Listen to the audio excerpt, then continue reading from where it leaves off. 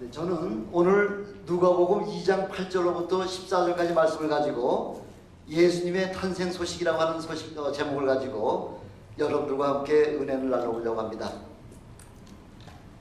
항상 연말쯤 되면은 그 뉴스나 이런 신문 방송을 통해서 많은 그런 이야기들을 할 때에 가장 핵심적인 말이 뭐냐면은 다사다난했다 하는 이야기들을 많이 합니다. 아마 금년에도 대한민국 10대 뉴스의 제일 첫 자리를 꼽으라 할 것 같으면은 아마도 여성 대통령 탄생을 아마 꼽을 수 있으리라고 생각이 됩니다. 국민 행복 시대, 국민들의 삶을 기쁘게 해드리고 국민에게 참으로 여러 가지 삶을 더 넉넉한 그런 삶을 살게 해주려고 하는 것이 바로 대통령이 되겠다고 하는 바로 그 사람의 그런 공약이었었습니다. 잘 사는 사람들은 뭐 엄청나게 잘 살고요. 또 어려운 사람들은 뭐 굉장히 어려운 그런 아주 그 양계층이 아주 극대화가 되어 있다고 하는데, 그래서 제일 중요한 것이 대한민국에도 뭐 미국뿐만 아니라 대한민국도 중산층이 잘 살아야 되는 것이, 그래야 백성들 전체가 다 잘 산다고 하는 그런 소식을 듣게 될 텐데, 그래서 특별히 중산층 국민을 기쁘게 하려고, 중산층 국민들을 기쁘게 하려고 할 것 같으면은 우선 잡을 가져야 되는 거죠. 잡을 가져야지 돈이 생겨서 돈이 좀 들어와야지만 삶이 훨씬 더 윤택한 삶이 되고 늘 삶이 기쁨이 된다는 거죠. 그건 우리 모두가 다 아는 사실이죠. 근데 며칠 전에 신문에 또 어떤 또 기사가 나왔냐면은 전 세계 국민들을 향해서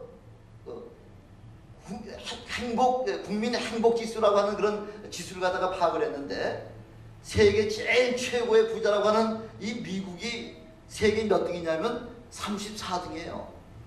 또 전 세계 경제 10대 대국 안에 들어가는 대한민국이 몇 등이냐면은 99번째인가 그렇게 아주 순위가 굉장히 처져 있더라고요. 이게 무슨 말씀이냐면은 사람의 행복이 결단코 돈에 있지 않다 하는 사실을 우리에게 보여주고 있는 거죠.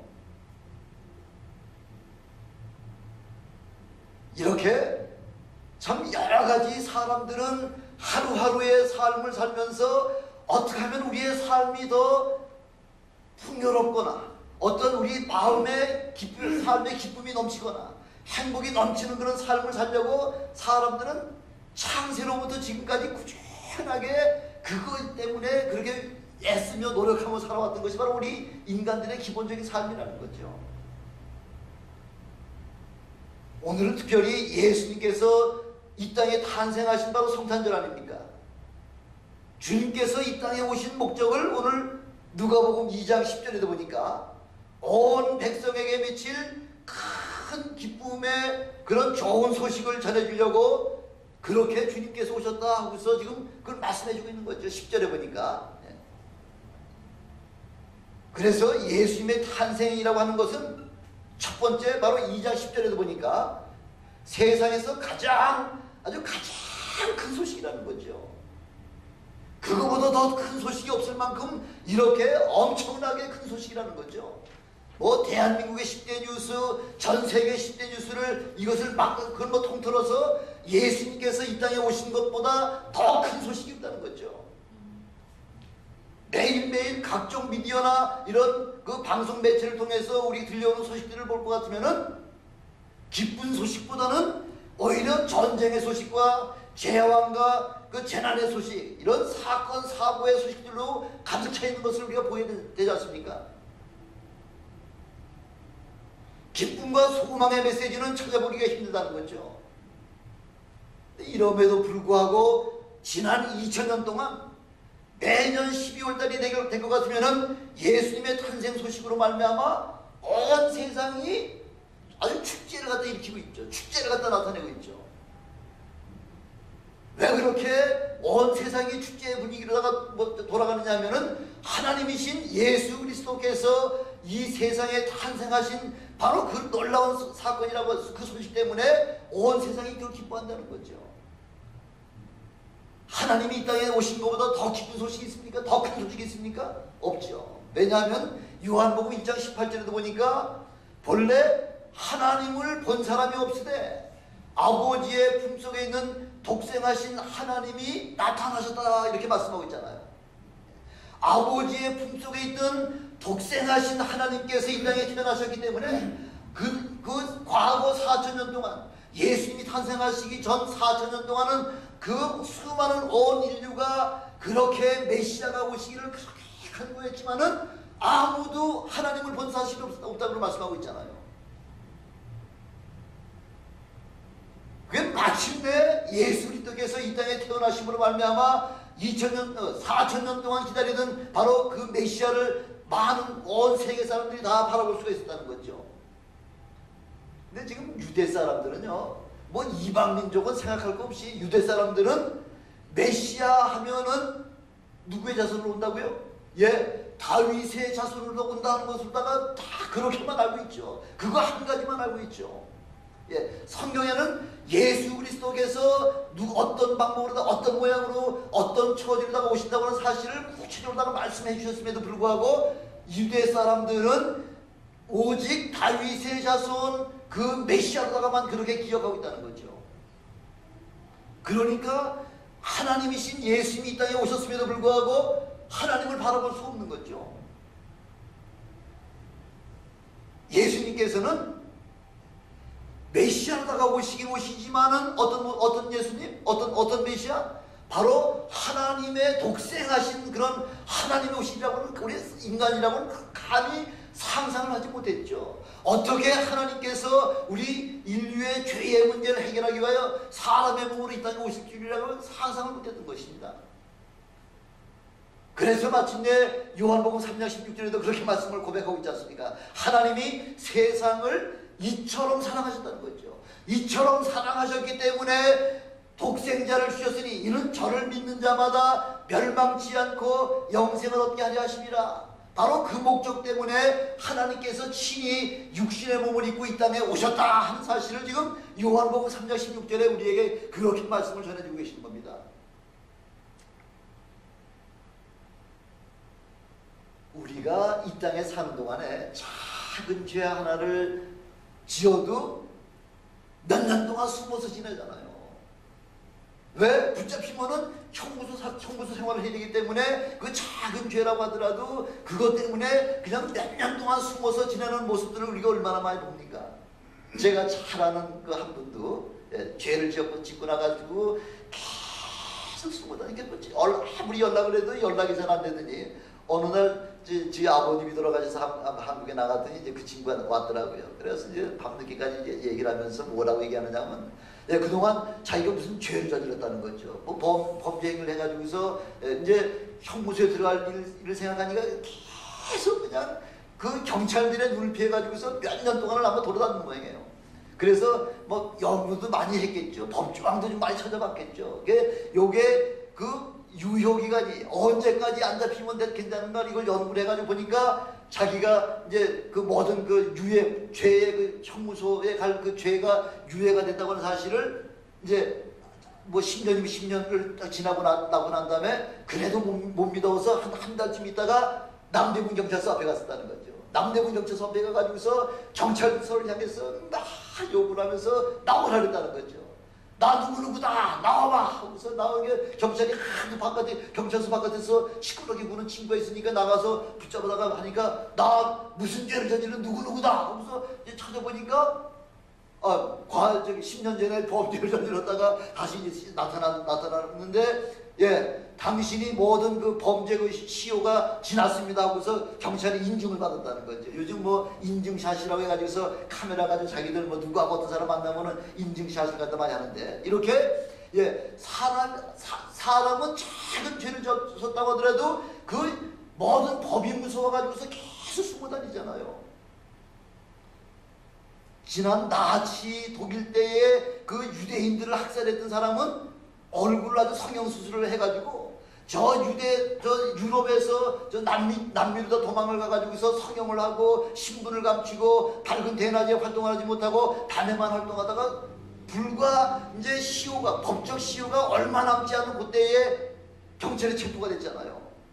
참 이런 사람은 억울하겠죠. 뭐 당연히 죄를 졌으면 그 죄에 대한 그 대가를 받아야 되겠습니다만은 바로 그 법적인 그런 제한에서 벗어날 날짜가 며칠 남지 않은 그 상태에서 붙잡혀가지고 다시 그 감옥 생활을 해야 된다고 하는 것이 참 얼마나 참 운이 없는 사람이겠습니까? 근데 이렇게 사람에게 범죄한 것도 그 법이 무서워가지고 얼마 동안 숨어 다녀야 하는데 하물며 하나님 앞에 범죄한 온 인류가 당해야 될 그 마땅히 받아야 할 이 형벌에 대해서 하나님께서는 독생자 예수 그리스도를 우리에게 주셔서 누구든지 그 앞에 나오기만 하면, 그에게 나의 죄를 고백하기만 하면, 그 이름을 우리가 믿기만 하면은 바로 그 이름으로 말미암아 우리에게는 영원토록 그 죄값을 묻지 아니하시겠다 하고서 우리 하나님께서 우리에게 그렇게 선포하고 계시지 않습니까? 멸망치 않고 영생을 얻게 하려 하십니다. 바로 이것이 우리 하나님께서 독생자 외아들 예수 그리스도를 우리에게 보내주신 가장 큰 목적이라는 거죠. 아니 이거보다 어떻게 더 큰 소식이 있겠냐는 거죠. 예수님이 이 땅에 오신 목적은 우리 주님께서 섬김을 받으려고 이 땅에 오신 거 아니라고 말씀하고 계시잖아요. 내가 온 것은 섬김을 받으려 함이 아니라 도리어 섬기고 많은 사람들 대신해서 대속의 죽음을 죽기 위해서 내가 왔다 하고서 주님이 그렇게 누누이 3년 반 동안 다니시면서 말씀 선포하신 게 그거 아니에요.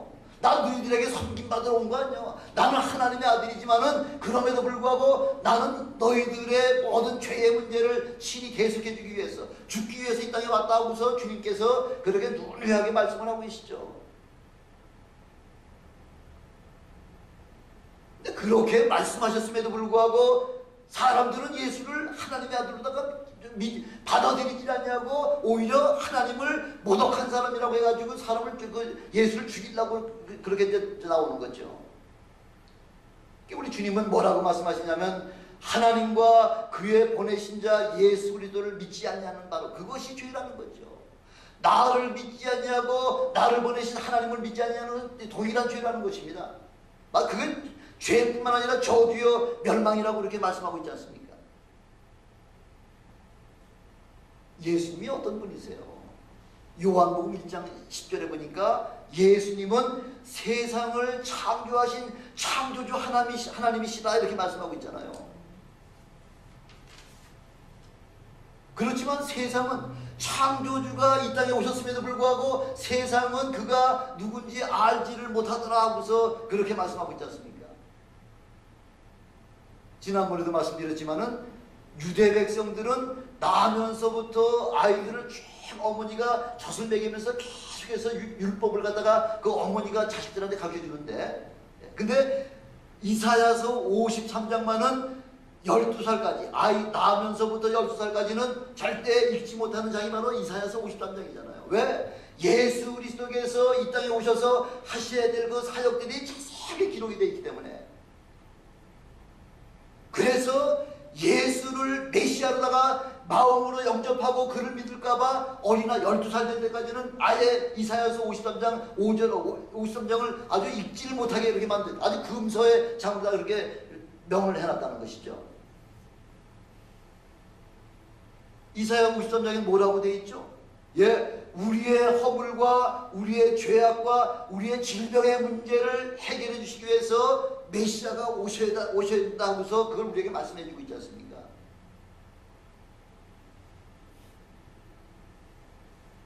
그럼 우리는 이사야서 53장을 보면서도 어떻게 인간인 메시아가 와서 사람들의 죄를 용서해 줄 수 있을까 하고서 의심할 수가 있지 않습니까? 그래요. 바로 그거는 사람으로서는 할 수가 없잖아요. 사람의 죄를 사람이 용서할 수가 없고 오직 하나님만 용서하실 수가 있기 때문에 벌써 이사야서 53장 그 나와 있는 그 메시아는 바로 인간이시로 오셨지만은 그분이 하나님이라고 한 사실을 우리는 그 말씀을 통해서 우리는 깨달을 수 있다는 거죠. 미가서 5장 2절에도 보니까 유대 땅 베들레헴아 네가 작기 작지만은 그 네 작은 것이 결코 작지 않다는 거죠. 그저께 신문에 보니까 대한민국 사람들 중에서 제일 기뻐하는 그런 그 아주 뭐 대통령 당선된 것 때문에 제일 기뻐하는 동네가 있더라고요. 어느 동네예요? 예, 경상북도 구미잖아. 구미. 박정희 대통령이 대통령 되기 전까지만 해도 구미는 그건 뭐 촌구석 중에 아주 촌구석이 있죠. 박정희 대통령이 되면서 구미 공단을 만들어 놔서 그 대한민국 그 고속도로가 관통하도록 만들어서 그렇게 구미가 뭐 어느 날 갑자기 대도시같이 돼버렸지만은 그 구미같이 고 작은 동네에서 누가 나타났다고요? 대통령이 2사람씩이나 나왔다고. 그 동네에 그냥 초저녁부터 시작해가지고 어린아이부터 시작해가지고 나이 많은 사람들까지 그냥 장구와 북과 뭘 다 동원해가지고서 온 동네가 춤추면서 그 대통령이 된 것을 갖다가 그런 기뻐하는 모습들을 알아봤는데, 베들레헴은 경상북도 구미하고는 비교가 안 되죠. 왜? 온 세상 우주 만물을 다스릴 왕 중에 왕이 나타나신 데가 바로 베들레헴이라는 거죠. 이 베들레헴에 지금 그 천군 천사가 나타나서 지금 자기의 그 양떼들을 지키고 있는 목자들에게 나타나서 두려워하지 말아라. 이 지극히 작은 베들레헴에 우리를 구원할 메시아가 나타나셨다 하는 사실을 그 목자들에게 비로소 선포하고 있지 않습니까? 이것보다 더 큰 소식은 없다는 거죠. 이 소식은 어떤 특별한 사람들, 특별한 지역이나 이스라엘 사람들이나 어떤 시기나 그 장소나 그런 것에 구별이 전혀 되지 않냐고 모든 사람들에게, 온 인류에게 주시는 하나님의 놀라운 소식이다 하는 것을 우리에게 지금 말씀해 주고 계신 거죠. 바로 그 복된 그 큰 소식이라고 하는 것은 온 인류와 주님이 다시 오실 때까지 주시는 소식 중에서는 매년 10대 뉴스가 아니라 제일 첫 번째 뉴스가 바로 주님 오신 것. 주님 오신 바로 그 사건은 주님 오시 다시 오시는 그날까지 온 인류의 제일 가장 큰 아주 특종 뉴스가 바로 주님 오시는 그 사건이라는 거죠. 그런데도 무지하고 어리석은 사람들, 무식한 사람들은 하나님이 말씀하신 걸 깨닫지 못한다 그러잖아요. 무식한 사람이라는 얘기는 다른 말로 뭘 얘기하느냐면 성령을 체험하지 못한 사람을 갖다가 성경을 가르쳐서 무식한 사람이다 이렇게 얘기하는. 무식하고 그렇게 무지한 어리석은 사람들은요, 돌이나 나무나 짐승이나 우상 앞에다가 자기의 인생을 갖다 의지하지 않습니까? 거기다가 큰 돌에다가 큰 나무에다가 내 인생 도와주시옵소서, 내 자녀들을 도와주시옵소서, 나의 삶을 축복해 주시옵소서 하면서 거기다가 지금 빌고 있지 않습니까? 우상 앞에 절하고 복달라고 비는 그런 사람들을 가리켜서 가장 무시하고 무지하고 어리석은 사람이다 이렇게 성경은 우리에게 말씀하고 있는 거예요. 천하인간의 구원 얻을 만한 다른 이름을 우리에게 주신 적이 없다고 우리에게 분명하게 말씀하고 있습니다. 오직 예수 그리스도 그분만이 저와 여러분들의 죄의 문제와 구원의 문제를 해결해 주신다고 그걸 약속해 주고 계시는 겁니다. 그래서 천사가 한밤중에 양떼를 지키는 목자들에게 나타나서 보라, 내가 온 백성에게 미칠 큰 기쁨과 좋은 소식을 너에게 전하노라 이렇게 말씀하고 있지 않습니까? 온 세상이 다 잠들어 있는 그 밤중에, 한밤중에 왜 세상에서 들려오는 소식은 그런 소리는 전쟁의 소리요, 폭동과 아우성 같은 그런 소란한 소리들만 들려오지만은 그런 소리들 가운데에서는 하나님의 말씀, 성령의 말씀을 우리가 들을 수가 없다는 거죠. 그래서 우리 하나님께서는 천사를 통해서 가장 조용한 시간, 양떼를 지키고 있는 하나님의 신실한 그런 종들에게 나타나셔서 그래서 온 백성에게 미칠 큰 기쁨의 좋은 소식을 비로소 전해주고 있다고 하는 사실이죠. 저는 여러분들이 우리 하나님과 1대1의 관계에서 은밀한 가운데에서 조용한 가운데에서 하나님을 만나고 하나님의 음성을 들으시는 여러분이 되시기를 주님의 이름으로 축원합니다. 우리 예수님께서는 예수님의 탄생은 큰 소식일 뿐만 아니라 두 번째 어떤 소식이냐면 세상에서 가장 기쁜 소식이라는 거죠. 어떤 소식인데 가장 기쁜 소식입니까? 마태복음 1장 21절에 보니까 요셉에게 천사가 나타나가지고요. 예. 내가 아들을 낳으리니 이름을 예수라 하라. 이는 그가 자기 백성을 저희 죄에서 구원할 자이심이라. 자기 백성을 자기 죄에서 구원하실 그 이름이 바로 예수라고 하는 이름이죠.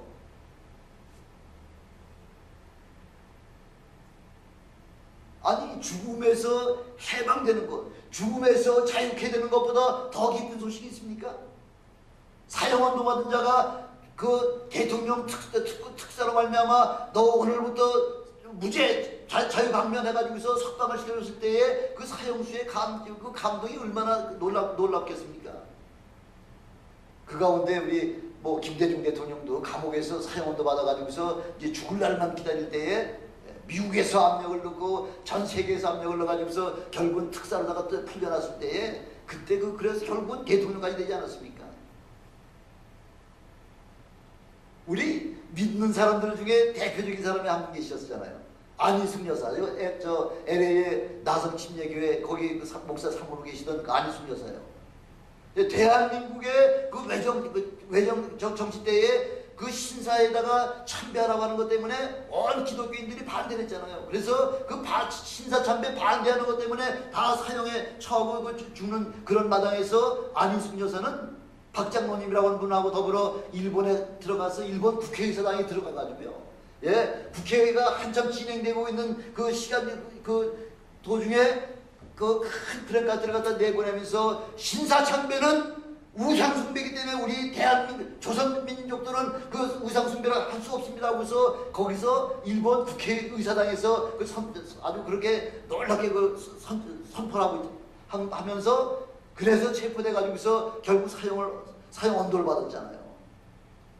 그래서 이제 내일이면은 사형 이제 집행이 되는 그 찰나인데 내일이면 죽는 날인데 오늘 어떻게 됐죠?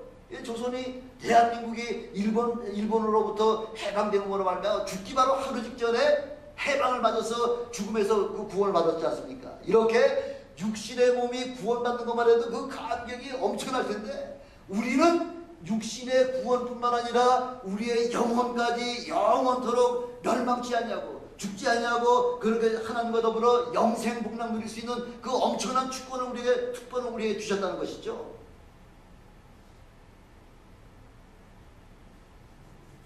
우리 예수님은 내가 온 것은 의인을 부르러 온 것이 아니라 차라리 죄인을 부르러 왔다는 거죠.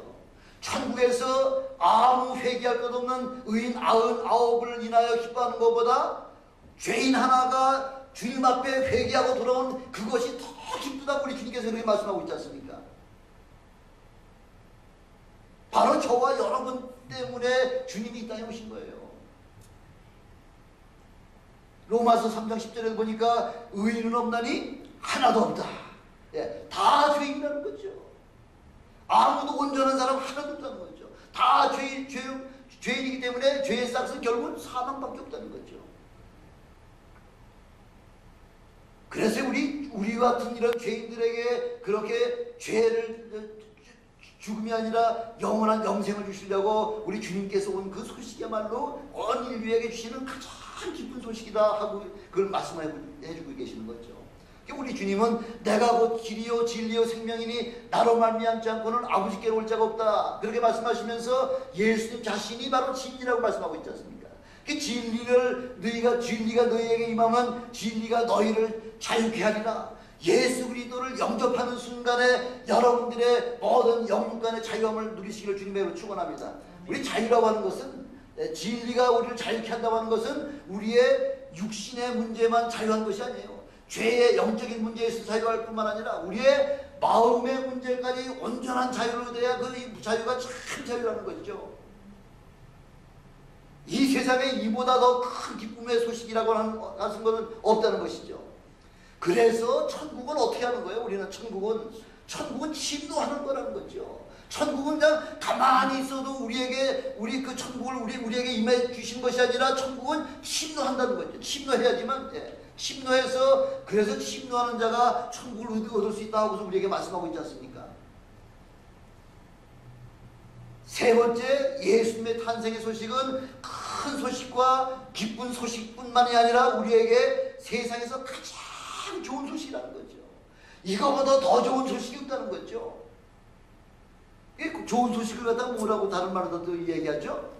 예, 영어로다가는 good news, 예, 한국어로다가는 복음 이렇게 얘기하는 거. 복음이라는 거죠. 가장 복된 소식이라는 거죠.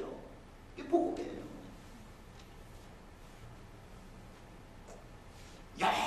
열심히 고행하다가 지옥 가는 거, 이거 참 저주죠. 저주.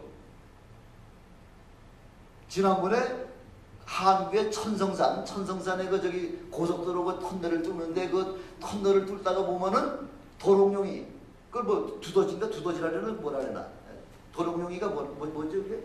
두더지 같은 게 아니라 그 도롱뇽이가 터널을 뚫을 것 같으면은 그 터널 뚫는 것 때문에 그 자연 공해 때문에 그 도롱뇽이가 다 죽는다고 어떤 여자 중 하나가 1년 동안 그 금식을 한번 하고 별의별 다 해가지고서 결국은 그 뚫지 못했잖아요. 나중에는 그 사람이 뭐까지 했죠? 삼보일배. 3번 가다가 한 번 전하고, 또 3걸음 가다가 한 번 전하고, 3걸음 가다가 한 번씩 전하는 거고 쉬운 거 아니에요. 삼보일배. 그렇게 고행하다가 결국 그분이 가야 될 때가 어디라고요? 지옥이죠. 아니, 고행하고서 좋은 극락세계를 가지 못할 망정 지옥으로 가는 것보다 그거보다 더 억울한 일이 어디 있겠습니까? 뭐 그 사람은 좀 또 경지가 좀 얕은 사람이라 그렇기 때문에 또 그러다 솔치더라도 대한민국의 제일 최고의 스님하고는 성철스님 꼽고 있잖아요. 성철스님. 그 성철스님이 마지막 죽기 직전에 그 유언적으로 남겨놓은 시가 있는데요. 제가 그 중에서 좀 긴 가운데 제가 몇 구절만 제가 뽑아가지고 왔습니다. 뭐라고 뽑아왔냐면, 뭐라고 시를 썼냐면은 성철스님이 영적인 눈이 띄어가지고요. 예, 그 지옥에서 일어나는 모습들을 하나님 보여주셨다는 거죠. 뭐라고 나와 있냐면은 석가는 원래 큰 도적이요, 달마는 작은 도적이라 도둑놈이라는 거네요. 한없이 어리석은 남녀를 속이고 눈을 뜨고 당당하게 지옥으로 들어가네. 예, 수많은 남자 여자들 다 속이고요. 그러고서 눈을 크게 뜨고서 아주 당당하게 지옥으로다가 들어가고 있다는 거죠. 발밑에 지옥은 괴음이 끝없도다. 석가와 미타는 뜨거운 구리 쇳물을 마시고 가성과 아나는 무쇠를 먹는다. 두견새 우는 곳에 꽃이 어지럽게 흩어졌네. 하고서 죽었다는 거죠. 예, 그 시도 다 끝까지 다 읊어서 죽었는지 모르지만 하여튼, 예, 두견새 우는 곳에 꽃이 어지럽게 하고서 죽었다는 거죠. 그걸 누가 옆에서 봤냐면 시사저널에 있는 그 기자가 들어가서 그 성철스님하고 성철스님 마지막 그 유언적인 시 읊는 거 그거 다 기록한 도중에 하고 죽었다는 거죠. 아니, 성철스님이 어떻게 그 지옥에서 일어나는 그 사건들을 어떻게 다 아느냐는 거죠. 아마 하나님께서 다른 사람이 지옥 갔다 왔다고 하는 얘기를 하면은 조금 뭐 갸우뚱 믿거나 안 믿거나 이렇게 되겠지만은 성철스님 같은 사람은 아주 철저한 불교 아주 도통한 그런 스님이잖아요. 그분이 직접 그 지옥의 광경을 보고서 시를 갖다 기록을 한 거예요. 하나님이 그렇게 보여주셨겠죠.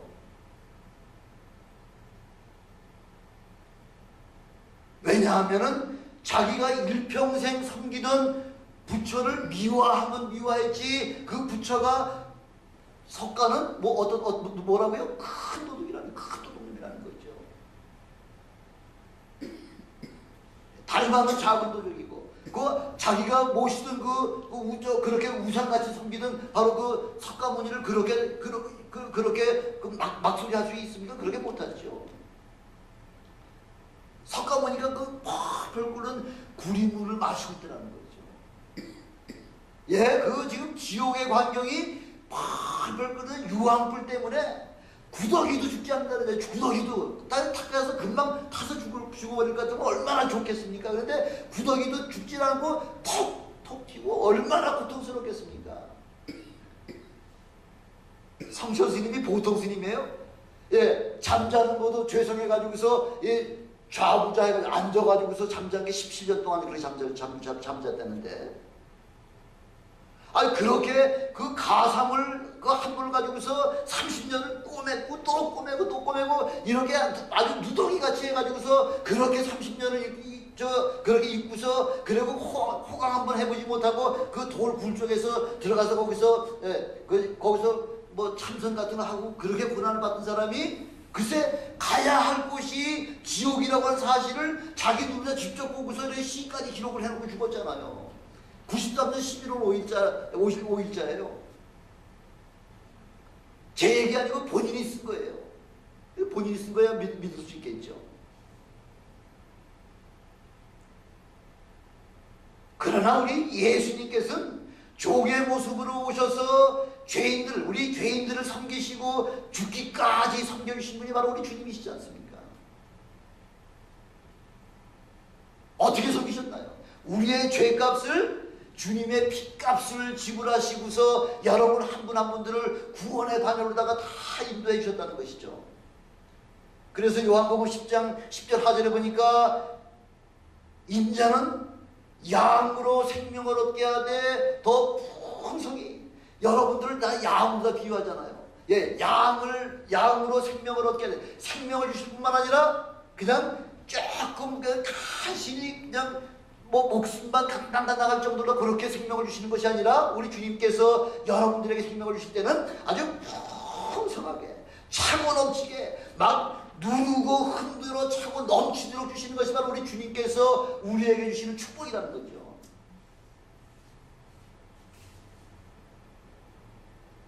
그래서 우리 예수님께서는 요한복음 6장 35절에 뭐라고 말씀하고 있냐면, 내가 곧 생명의 떡이니 내게 오는 자는 결코 줄이지 아니할 것이요 나를 믿는 자는 영원히 목마르지 아니하니라, 이렇게 말씀하고 있잖아요. 바로 예수님 자신이 생명의 떡이요 바로 예수님 자신이 생수라는 거죠. 생수. 그래서 내 살을 먹고 내 피를 마시는 자는 영원히 목마르지 아니하고 영원히 굶주리지 아니하고 영원한 영생을 얻을 수 있다고 우리에게 말씀하고 계시는 것입니다. 이렇게 일단 우리 주님 앞에 들어오기만 하면 어느 누구든지 감히 여러분들을 빼앗을 수 없다고 요한복음 2장 10장 29절에 내 아버지는 만유보다 크심에 아무도 아버지 손에서 빼앗을 수 없다고 그렇게 우리에게 말씀하고 계시지 않습니까?